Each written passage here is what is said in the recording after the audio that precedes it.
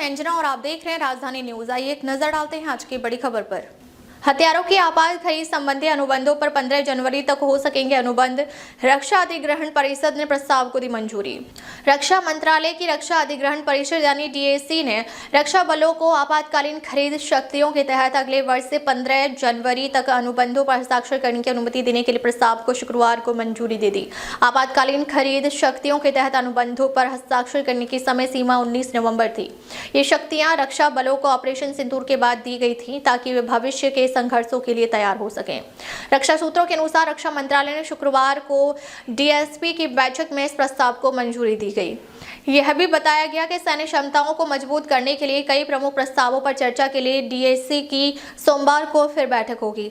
सेना द्वारा आपातकालीन खरीद शक्तियों के तहत अमेरिका से जैवलिन एंटी टैंक गाइडेड मिसाइलों और excalibur precision guided artillery गोला बारूद की खरीद जैसी प्रमुख रक्षा परियोजनाओं पर हस्ताक्षर किए जाने की संभावना है।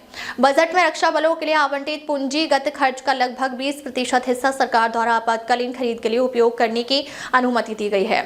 मंत्रालय ने कठोर रुख अपनाया है कि आपातकालीन खरीद मामलों में देरी की अनुमति नहीं दी जाएगी और यदि अनुबंध पर हस्ताक्षर करने के 1 वर्ष के भीतर डिलीवरी नहीं की गई तो डिफॉल्टर के खिलाफ सख्त कार्रवाई की जाएगी। रूस ने 4 वर्षों में 22 गुना बढ़ाया हथियारों का उत्पादन। रूस ने बीते 4 वर्षों में यूक्रेन युद्ध के दौरान अपने हथियारों और गोला बारूद का उत्पादन 22 गुना बढ़ाया है। यह जानकारी रूस के राष्ट्रपति व्लादिमीर पुतिन ने सरकारी टेलीविजन पर देश को संबोधित करते हुए दी।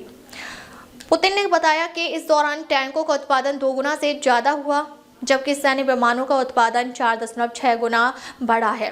बाकी के हथियारों और उपकरणों का उत्पादन भी कई गुना बढ़ा है। रूसी सेनाओं के सर्वोच्च कमांडर पुतिन ने कहा, यूक्रेन में चल रही लड़ाई का स्वरूप बदलता जा रहा है, इसलिए हथियारों और गोला बारूद का उत्पादन बढ़ाया गया है।